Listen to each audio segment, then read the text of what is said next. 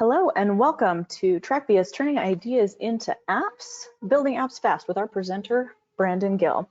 My name is Michelle Martz Mayfield and I am the PR and Corporate Communications Manager for TrackVia. And I'm just going to start you out with a few just housekeeping ideas just to make sure that everybody's on the same wavelength. You have started out in listen-only mode. Please keep in listen-only mode so that everyone can hear the presentation. If you do have a question, please submit those questions via the chat window, and we'll follow up with those that we don't answer live within an email.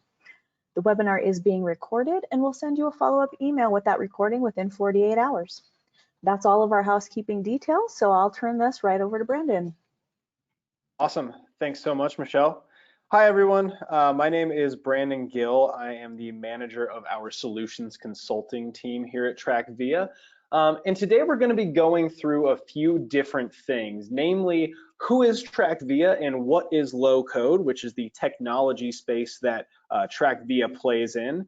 We're going to be talking a little bit about who can use low code, and then we're also going to be spending a majority of our time actually building a business application, an enterprise-ready application that we are going to build with no code in about 40 minutes or so. So just to talk to you about the speed of TrackVia and how easy it can be to build a low-code application and bring it to your organization, we're going to show you some best practices on how to do that. Before we jump into all that, I want to give you a little overview of who we are here at TrackVia. So we were founded in 2006, based in Denver, Colorado. Now, for a little bit of context, the term low code, which I'll talk about here in just a second, was really coined around 2005. It's gained a lot of popularity over the last couple of years. There's been a lot of new players entering into the market, but we really do consider ourselves a leader given that we started around in the low code space just after that. We've got around 75 employees with about 350 customers or so, and I've got some of those customers highlighted on the right-hand side of the screen. Now, I showcase these customers not to just say, hey, we've got a lot of customers and things like that. I showcase these ones specifically to talk a little bit about their use cases because they all do something different with TrackVia, and that's really the beauty of a low-code solution. So, for example, the North Face uses us for custom order management. There's a workflow around that. KSI is an oil field company in Bakersfield that uses us for safety checklists and asset management and all sorts of different things in field services. Stearns uses us for a lot of back office processes. They have about 85 different applications, give or take. Honeywell uses us on their procurement side. Las Vegas Sands uses us for money laundering. Deep Roots Harvest is a cannabis company that really uses us to run all of their operations. So very different industries, very different sizes of companies, very different use cases, all accomplishing their needs on a low-code platform. And in this case, it happens to be TrackVia. So when I say low code, what does low code really mean? It's a term that I think people are becoming more and more familiar with, but it's certainly not a commonplace term just yet. So the textbook definition of low code, if you were to just go and type in what is the definition of low code software, you'd get something like this. It's software that provides a development environment used to create applications through graphical user interfaces and configuration instead of traditional hand-coded computer programming. So what does that really mean? What that really means is you can build very robust business applications without having to code, without being a programmer, without being an IT person. You can take the processes that you know intimately because you're probably a part of them every day and build workflows around them and build business applications around them without ever needing to code. It's just a drag and drop interface. Now, when we talk about low code, there is a very large spectrum of what is considered low code. Now, on the left-hand side of that spectrum, you have lighter weight tools, things like Excel and Access databases. This is usually a starting point for a lot of people, but they tend to have problems with scalability. Excel, while it may not seem like it really is a low code tool, you can build a lot of very powerful things in an Excel workbook without ever coding. But eventually, I think we've all had an Excel file that gets too big or too convoluted, or you're emailing it around, someone breaks a link, whatever the case may be, scalability tends to be an issue with those tools.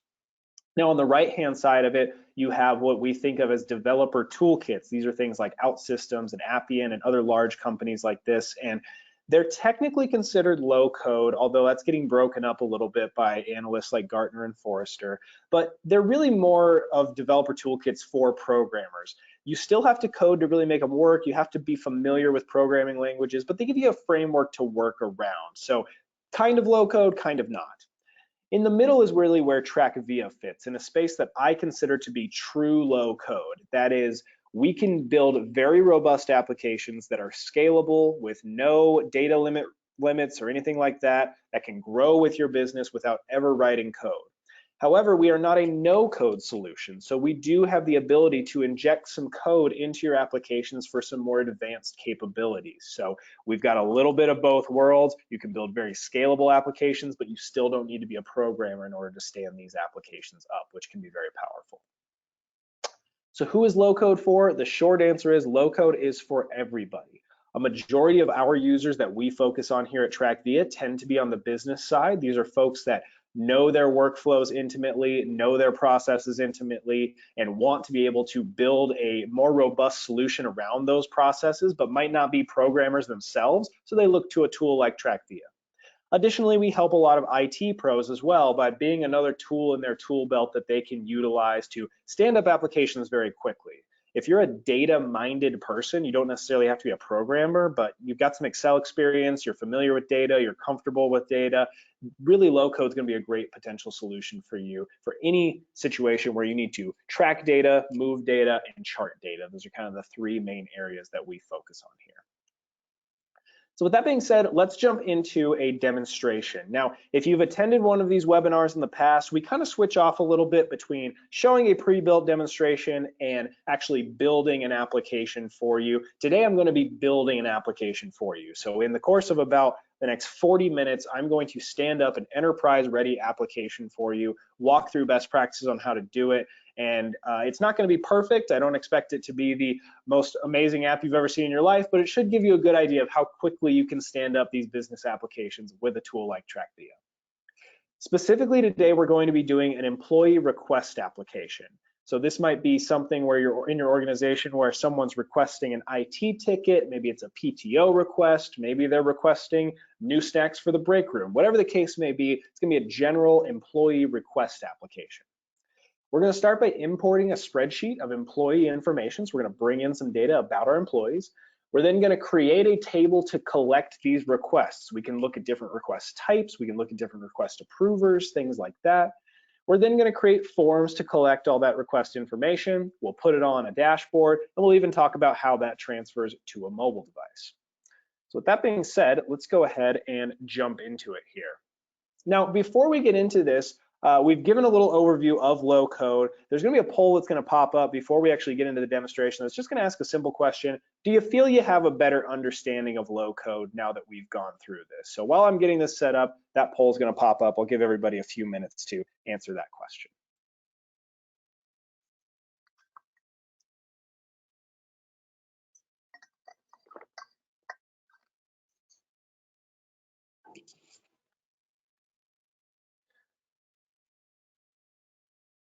Alrighty, so now that that poll's wrapped up, let's jump into what we're going to be building today.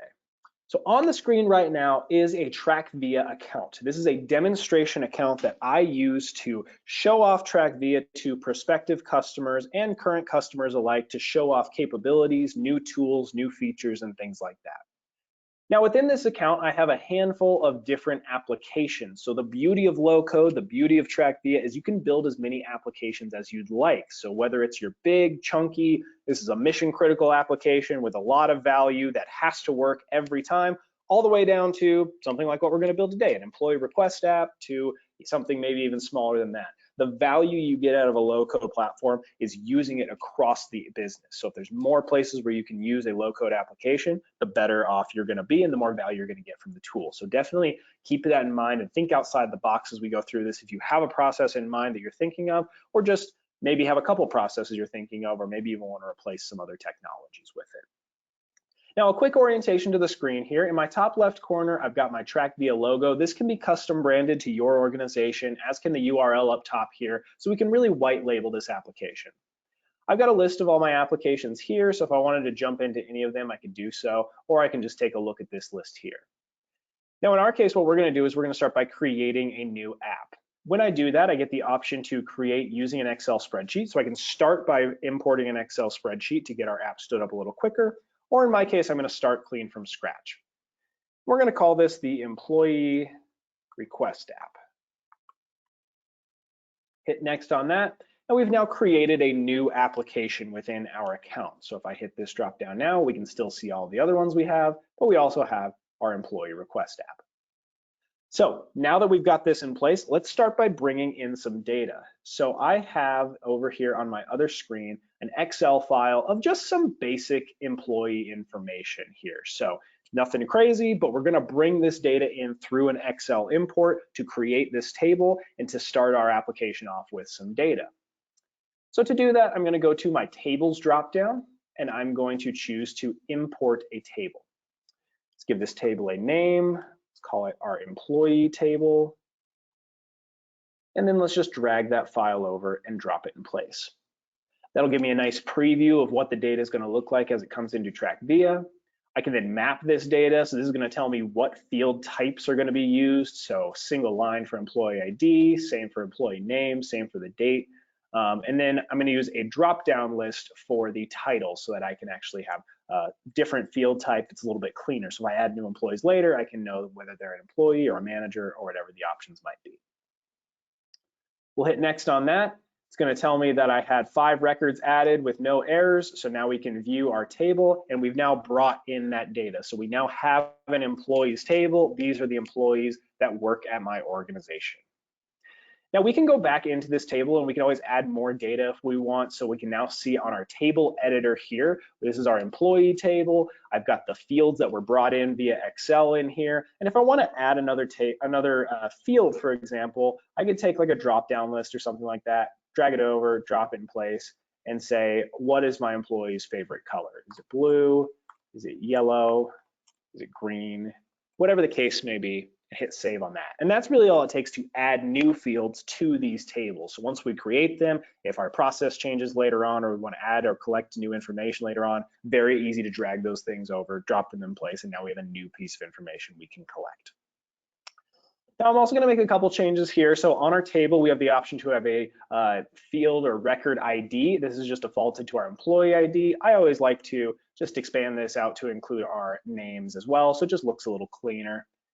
We can hit save on that, and now we can actually take a look at this table and we'll see here's our employees based on their IDs, and I can just fill in some of their favorite colors as well. So very easy to make these changes, very easy to add fields, and very easy to collect new pieces of information. Now, underlying any TrackVia application is a relational database. So we've currently created one table, and that's our employees table. So the other table that we'll want to create is a requests table. Employees will want to make many requests, whether that's a PTO request, an IT ticket request, whatever the case may be. So to do that, we can add tables a couple of different ways. We just added a table by bringing in an imported Excel file. In this case, let's add a table at our table relationships dropdown. So with this dropdown, we can see the ERD view, which is our database, which only has one table right now, and that's that employees table. But if I switch this over to a list view, you'll see I can have an option to add a table from here. And this allows us to create our database. Now these databases can get very large and robust with hundreds of tables and all sorts of relationships. In our case today though, we're going to keep it pretty simple, and I'm going to have a requests table. And we'll fill this out in just a second.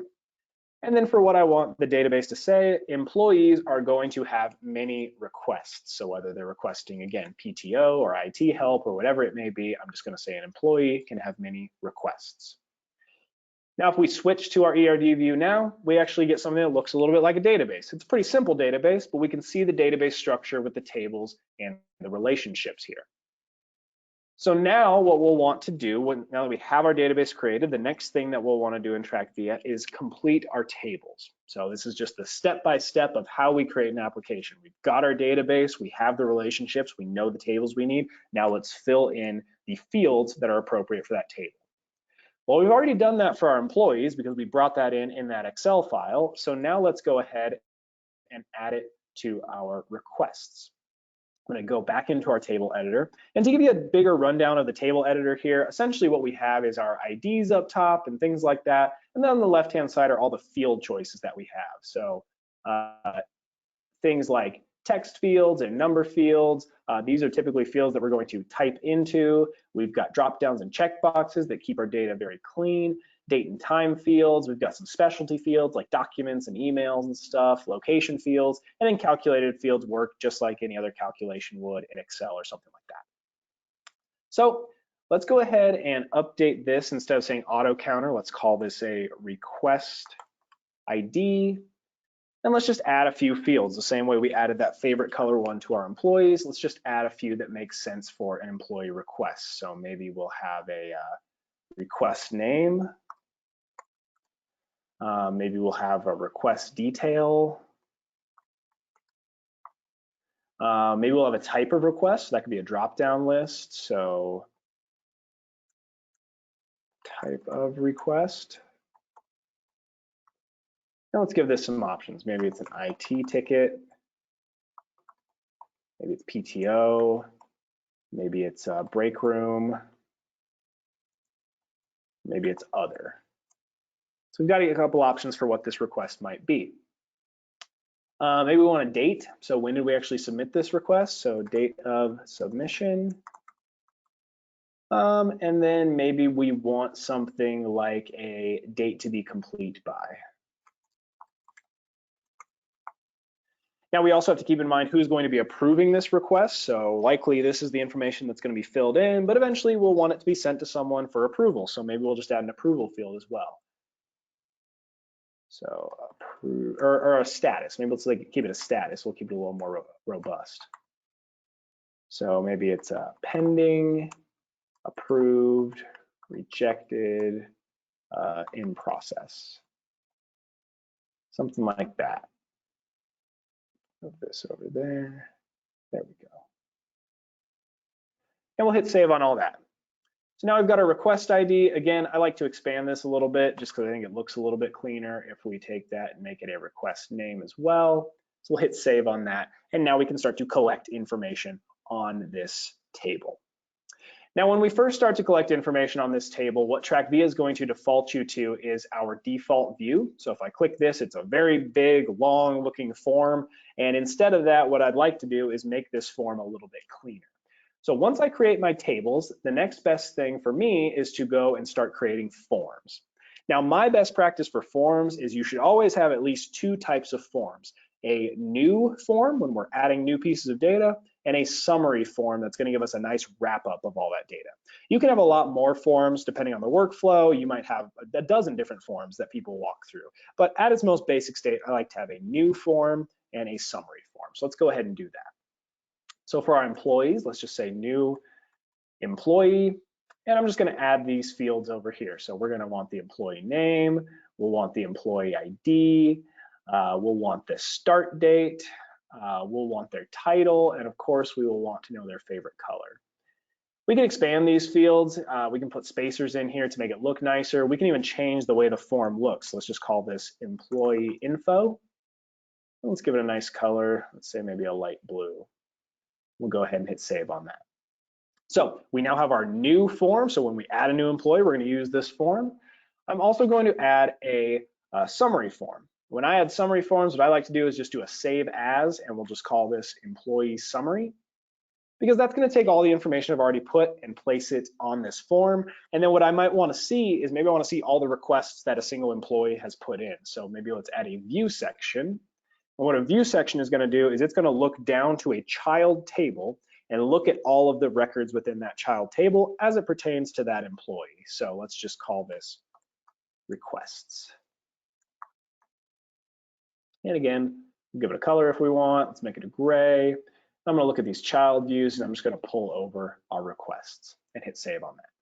So pretty easy to build these forms. We can make any of these fields required. We can make them show hide rules. There's lots of things we could do on forms just to make it easier on our end users to fill this information out. So let's do the same for requests as well. So let's go down to my requests form, and let's just say new request. And I want to know who the employee is that's making the request. I'll want the request name. I'll want some request detail. Let's maybe expand that a little bit. The type of request, the date of submission, the date to be completed by, and the status. Again, let's change this a little bit. So request details. And let's make this maybe a salmon color or something. And now here we can actually start talking about those form rules. So maybe what we want is for the date of submission, we don't want our employees to have to fill in the date every time. So what we can do is we can default it. So we can say when they hit that button to submit your request, we're going to default the date to today's date. They can change it if they want, but we're going to default it to today's date to make it easier for them. Maybe the status, we're going to default to pending so that it's really easy for them to already have it in a pending status, and then we can approve it or reject it or do whatever we want with it from there. And then maybe let's just say we have to include a type of request. So let's make this a required field on this form. So we cannot move forward without including the type of request. And let's go ahead and hit save on that. And then we'll do a save as on this, and I'm just going to call this request summary. But in this case, I don't really have much to add to it, so we're just going to leave the request summary the same as the new request. So if we ever want to add stuff later, or we want to roll up our requests or anything, we can certainly do that, and we would do that here. Okay, so now we have some forms, we have some tables, we have a place to start to collect the information. So now we want to actually create a way for us to add information into this form. Now we can do this a couple of different ways in TrackVia. We can do it using our flows feature, or we can do it just by adding in what type of form we want to fill in whenever we have a new request. So a little bit of that comes down to roles and permissions. So let's talk briefly about that. Now roles and permissions could probably have its own webinar all in itself. In fact, I'm pretty sure we have one of those coming up in the near future. Don't quote me on that, but I'm pretty sure we have one of those coming up in the near future for how to best optimize your roles and permissions. I'm just going to give you the high level of roles and permissions as it pertains to TrackVia. Basically, we have very robust options for roles and permissions. You can set up as many role types as you want, and then you can permit those people accordingly. To do that, I am in a default role type, and what I'm going to do is I'm going to make this user an app admin, which means they can make changes to the app, or I can make them a limited user, which is where they can't actually make changes to the app. Once we do that, I'm going to add myself in as a user, so I will now be placed into this role that I'm creating. Then we permit everything from the table level. So it's really easy. We want to say when we add new employees, we want to do so using our new employee form that we created. And same with requests. When we add new requests, let's use our new request form. Then for the views, we only have our default view right now, but we'll add some more later. Let's use our request summary. And same for employees. Whenever I look at a view of all my employees, let's use our employee summary. And we'll hit save on that. So that's the really high level overview of doing roles and permissions. You'll often come back to roles and permissions many times as you build out your app because you want people to see different things. You want them to only see data that's going to be relevant to them, not necessarily see everybody else's data. Sometimes that data is sensitive. So roles and permissions is a very large part of building out your application, but we'll keep it pretty simple today. So now we want to create a way to easily submit a request. So I'm an employee, I want to submit a request. I want to keep it nice and simple for me to walk through a workflow of submitting that request. So to do that, let's use our flows feature. Now what flows allows us to do is it allows us to build a structure that walks someone through a basic workflow of when I start, I go to this form, then I go to this form, I select a piece of data, and then I end. It's a one-way street of once I start something, I'm going to collect data and then end. And our end users don't necessarily know this is happening in a flow. They just think they're being walked through a series of forms, but this is how we set it up. So we have a start button here. Let's go ahead and name this workflow. It's called a new employee request. And then we'll create a task. And for this task, we're going to do an add. We're going to call this a new request. And we're going to add information using our new request form. And we're just going to connect that to our start. And then in this case, it's really easy. We just have an end. So once we add that new request, we're going to have an end.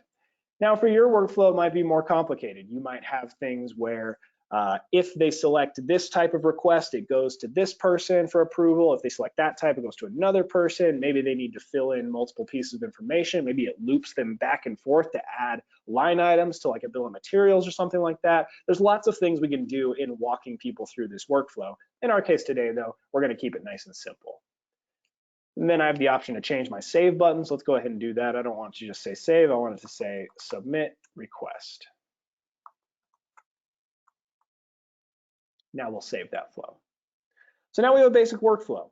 So we've been able to create tables, we've created some forms to collect data, we've created a workflow here. Now what we want to do is we want to start to create the user experience through a series of dashboards.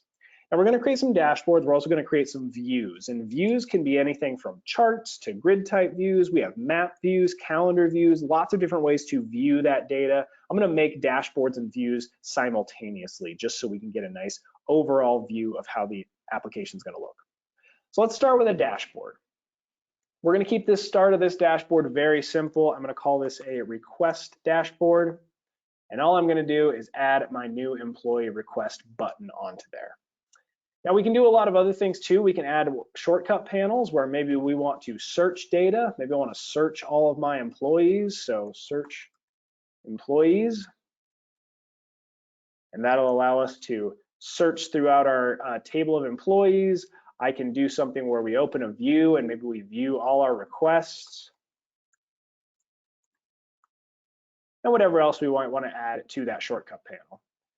And then finally, maybe we want to add the really basic default view onto here. We might change this later. In fact, I think we will, but let's just go ahead and put a really high level requests view on here. We'll hit save on that. We now have a dashboard. So very easy to take the elements that we're creating, put them on a dashboard, and create that user experience for our end users. Now that we have all this, let's test it out. So I'm going to test it out by hitting our new employee requests workflow, which is going to take me to the form that we created. Now, remember, we have required fields here and things like that, so I can't move forward without filling in specific views here, or specific values on these fields. We've got date of submission defaulted to today. Our status is defaulted to pending. So some of those rules we set up are already in place, making it easier for our end users. So I'm going to say I'm the employee submitting this. I'm going to say my request type is an IT ticket. Maybe in my case, computer is broke. Well, my keyboard's definitely broke if you've seen all the typos I've made. So let's just say computer is broke, need new one. Type of request, let's just say this is an IT ticket, date of submissions here, date to be complete, maybe I need this by tomorrow, and we'll submit that request. And now I can see right here, here's my request. I can see that one, it's available, I can look into it, I can click into it if I wanted, see the information I put there, so it's already starting to collect that data. But this requests view that I have is pretty bland. It just kind of shows me all the fields. So what I want to now do is I want to create different view types so that I can see data in a more meaningful way. Maybe I want to see it in a calendar, maybe I want to see it in a map, maybe I want to just clean this up so I don't see as many fields. There's a lot of different things we can do there. So to do that, we're going to utilize our views. So when we start with views, we've got our views broken down by table. And kind of a best practice, again, like with the forms, how I like to make a new and then a summary. When it comes to views, I like to make a summary for all my tables at the very least. So let's go ahead and do that. So when I start by making a new view, this is at our employees table. I'm going to make an employee summary table. And what I've started out with is all the fields that I have available on my left-hand side. And then I'm just going to basically toggle them over to the other side and then start to remove them. So let's maybe take out some of these system generated fields here. Let's move these over. Maybe I don't need to see the employee ID because that'll be wrapped into my record ID. Same with my employee name. And we'll hit save and finish on that. And now I've got a nice little look at my employee summary. Start dates, titles, colors, things like that. Let's do the same for our requests. Let's make a request summary. We've got a lot of data here on our requests. So again, let's get rid of some of these system generated ones here. Let's maybe remove the request ID. And let's just take a look at how that looks. So that looks pretty good. What I can do is I can take this request ID and I can shrink it down. So it's just a little pencil here. I can kind of adjust these so that it fits the screen a little bit nicer. And let's hit save on that. Now, the other thing I might want to do is based on the status, I might want to create a different view type entirely so that I can see these tickets and see what their statuses are. So what I might do here is now that I've got my request summary, let's create a new view and let's call this requests by status.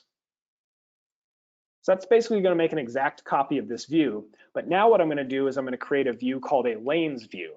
So using this hamburger menu, you can see these different types of views I can make with the data we have available. I can do a pivot chart, I can do a calendar view, or I can do what's called a lanes view. And a lanes view, some people think of it as a Kanban board. That's a common name for it. But what this is going to let us do is it's going to say, let's look at all of our requests by status. Let's look at all of those statuses. And then on the cards that I'm going to see, let's say who the employee is, maybe the request name, and the type of request. And let's hit save on that. And now I can see that IT ticket is right there, and it's requested by me, and I can see the status of it as it moves throughout. So if my IT team rejects it or approves it, I'll be notified of that. What I also like to do on this is just add a little conditional formatting, just so we can see what it looks like. So let's just maybe say, let's make the card a blue, and let's do it when the status is pending. And then maybe let's just add one to say, let's also make the card red when the status is rejected. So it's going to show up in blue here, but if it moves to rejected, it's now going to show up in red. So it's just nice and visual for me to be able to see things as they move throughout. So now we've got a couple of different views. Let's go ahead and make one more. And let's make a calendar type. So I can see my date of submission. I can see a date to be completed by. So let me go ahead here and create a new view. And let's just call this requests calendar. Save on that. That's just going to make a copy of it. So now let's go down to our timeline and calendar view. Click that. Now we're going to say, when do we want the start date to be? Let's say it's the date of submission, and we want to see it up until the date to be completed by. Again, we can look at things on a timeline view as well, but let's just stick to a calendar and a grid, and let's default it to a calendar. And I want to see, again, the employee. Maybe I want to see the request name, and I want to see the status. And we'll hit save on that. And now we have a nice calendar view as well, so we can see when things need to happen. All right, so now if we go back out to our dashboard here, we had just the generic requests view here. Let's get rid of that, and let's just make this dashboard look a little bit nicer. So let's say maybe I want to see the request summary, so we don't see all those unnecessary fields. Maybe I want to see the requests by status. And then maybe I also want to see that request calendar. So very quickly, we're able to create a nice dashboard that is going to have a unique UI for our end users that's going to make a little bit more sense. And we can do different things like charts. We can see how many IT requests we get per month, how many total requests we get per month, things like that. This is just a glimpse into the ways we can create new views. And now we can just start adding more information. So maybe Jason is looking for some PTO. Maybe he's going on vacation. Type of request is PTO. He needs to know if it's approved or not by Friday. We submit that, and now that's another record that we have, and we can see things starting to fill out here. Now, based on the request type, that might go to a different user than the IT request, and we're going to do that through a series of filters as well. So there's a lot of different ways we can do workflow within TrackVia, and this is how we're going to look at sending these items off to the appropriate party. So, for example, we've got our request dashboard. This is where all our employees are going to go in and make their requests. Maybe I also want to do like an IT dashboard where I can see any of these requests that have to do with an IT ticket. So I've got one for an IT ticket and one for PTO. Well, my IT team doesn't really need to see when people are requesting PTO. They just need to see when people are requesting IT help. So let's just make a new view. And we're going to start with that request summary view again. And I'm just going to make a new view, and let's just say this is IT ticket review. And on this, let's go ahead and make a filter. So what I'm going to do is I'm going to say only show me ticket types when the request is IT ticket. So if I took a preview of that, I'm only going to see the one that is an IT ticket. We hit save and close on that. And now we can see that we'll just see an IT ticket review here. So now what we can do from an IT perspective is let's just make a dashboard for our IT team. And all we're going to have is that IT ticket review on here.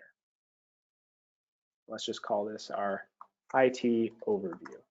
Now, obviously, if we had more time with this, we might make this dashboard look really nice as well. We might provide some analytics for the IT team and things like that, but we've got about 10 minutes left, so I'm going to speed through this last part a little bit. And what we've got here is we now have the IT ticket review here. I can see the basic information. I can see the statuses, so I can change these things if I want. I might also want to add a notification. So maybe as an IT lead, I want to know when a new IT request comes in. I don't care when a PTO request comes in or anything like that, but I need to know when an IT request comes in. So what I can do is I can create a notification within TrackVia. So let's just say new IT ticket. So I want to be alerted when something is added to the view. I want to be the person that gets it, but I could also say, maybe I've got a specific role for my IT group. So I can say anybody that's in the IT role gets notified of this. Lots of different ways we can set up these notifications. We'll hit save and finish on this. So now whenever I submit an IT ticket, which is what I'll do here in just a second, let's say it's for Natalie. She needs a new cell phone, can't text, whatever the case may be. Let's submit an IT ticket. I need this by next week. And we submit that. So now we can see Natalie's, we can see the status. This one's in pending. But now from an IT perspective, I can be notified that I received this information. So for example, if I drag over my email here, what you're going to see is essentially 0 minutes ago, I received this email out of TrackVia. Request was added to the IT ticket review, new cell phone. I can see who it was. I can see who the user was. I can see the information behind it. I have a live button here that will allow me to click directly into that record and start to do something with it. But more importantly, I've been notified from the system that something needs to happen. So it's that movement of data and then notifying people that something needs to happen with that data that really makes a system like TrackVia powerful, because things don't get lost in the weeds. They don't just get caught with nothing going on. Whatever the case may be, you can always get notified. You can send those notifications based on time passing as well. So if something's really wrong and maybe people are dropping the ball on something, you can notify them again. Lots of different ways to take advantage of the notifications. I'm just going to move this back over here. And now as an IT pro, I got that notification, so I can see in my dashboard, all right, there's the ticket for Natalie. So now I can click into it and I can take a look at the request, and then I can do something about it. Maybe in this case, I'm just going to reject it. And if I do so, maybe Natalie will get that notification saying it was rejected, but it'll also make that card jump over here from PTO status, from pending status over to rejected. So we now know that that request has been rejected. So really easy way to build that workflow. Now, there's a couple of other things that we can make some adjustments to, make some changes to. For example, I'm just going to create another ticket for myself. It doesn't necessarily matter what it is, but let's just say it's PTO, and I need this completed by the 16th, and it's in pending status. As I do that, what I'm doing is within the Brandon Gill parent record, I'm now creating child requests. So what that means is I can now click into Brandon Gill as the person, and I can see all of the requests that I've created because we're looking at this employee summary. So I can get a breakdown of this employee. I can see all their requests. I can actually go down to the individual request level and see each request individually. I can see which requests have been rejected, which requests have been approved. This could be great for like tracking of PTO, tracking of IT spend, anything like that. It's just another way of visualizing the data. The last thing that I want to do here is maybe we want to get some overall charts of the types of requests that have come in. So we want to actually see a chart being created. Well, what we can do is, again, it starts at the view level. And let's just do our request summary once again. And let's go ahead and create a new view, and let's just call this types of requests. Now what I'm going to do is I'm going to make a chart. So I'm going to make some analytics around this. This is just going to be the same request summary view that we've been looking at, but I'm going to move over to our format tab here and actually take a look at all of our chart types. And you'll see I've got a bunch. I've got line charts, pie charts, bar charts, area charts, I'm not even sure what these are called, circle charts, bubble charts, I suppose they're called, scatter charts, timeline charts, Pareto charts, lots of different things here. Now let's just keep this simple. Let's just make this a pie chart. And let's just say I want to see the type of request. Let's group it by that. and then I want to see the request detail here. Actually, let's see. Actually, let's do this by record ID, and then I want to see the request detail here. Let's see. So we can see we've got one. Let's see. Let's do it more like this. There we go. So we can see here that we have 50% of our requests have been PTO, 50% have been IT tickets. We can hit save on that. So that's now a chart that we can add to one of our dashboards. Let's say maybe we want to add it to our IT overview dashboard, for example. And again, we can just go down and we can add it in place here and hit save. And this will update in real time. So if I go back here and I create a new one, let's just say whatever it might be. Let's say this is an other. I can say it's an other, needs to be completed today, hit submit. Now when we look at it, we can see we've had one request for other. Additionally, all of these charts are drillable, so I could click into that. I can see the detail of that other. I can click into it, see all the detail of the submission. So all of those analytics are going to be fully drillable as well. Now we've got about 4 minutes left, and we do have a couple of questions I want to get to. But real quickly, I want to recap everything that we just did, because we went through quite a bit in the last 40 minutes.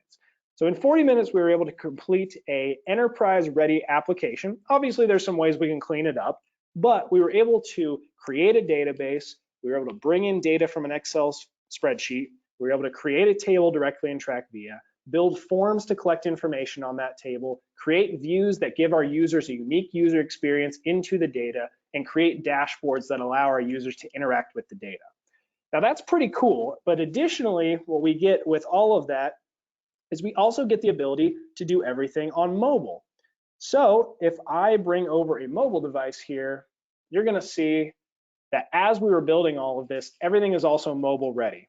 So at TrackVia, we do have a native mobile application that allows it so anything we build on the desktop is automatically available on mobile. So for example, if we hit new employee request, we're gonna be able to do all the same work. So let's say it's Jason, whatever the request name might be, whatever the request detail might be, maybe it's an IT ticket, needed to be complete by next week, hit save, submit on that. That's information we're now collecting on a mobile device that will then transfer over to the web. So as soon as I hit refresh, we're gonna see Jason's request come through right there. So very powerful for the desktop, equally powerful on mobile if you have any field service use cases, manufacturing use cases, or anything like that. TrackVia can be a great selection for both of those. Now, we have one more poll that's going to pop up while I do some closing remarks and answer a couple of questions. So that poll is going to pop up here in just a second. But as we wrap up today, I want to thank you all first and foremost for being here with us. Just a couple of notes. You've seen a couple polls come through already. But we do really value the feedback on these webinars, so there will be a short survey that's going to pop up at the end of this. It takes about 3 minutes to complete. If you wouldn't mind completing that, we'd really appreciate it, because again, we're always trying to make these better as we do run them every month. And then just to reiterate, an email with a recording of this webinar will be sent to you within 48 hours. And if you want any immediate information, I've included my contact info at the bottom there. You can feel free to send me an email and I can answer any questions, or at least steer you in the right direction. Now we only have a couple minutes here. We've got a handful of questions, but I think we really only have time to answer one of them. So I'm just gonna kind of try to pick the best one here. Give me just a second. Okay, so this one pertains a little bit to the actual build process. The question is, what resources does TrackVia provide when I am building an application? How can I access those resources? So that's a great question. So the simple answer is there's a lot of different resources that we provide when you are building an application. Our goal is to make our customers self-sufficient so that you don't have to always come back to us for easy things like adding fields and stuff like that. Obviously, we're here to help. We have a full implementation team that can help with the stand-up of that initial application and subsequent applications, but we really want to make sure you're trained up and feel confident and comfortable within the system. So implementation team is a great resource for that. Additionally, we have self-learning resources with TrackVia University, which is a learning management solution that we offer that is free to all of our customers. So there's a lot of great videos, great webinars, great content there to teach you tips and tricks in TrackVia once you become a customer or even before you're a customer.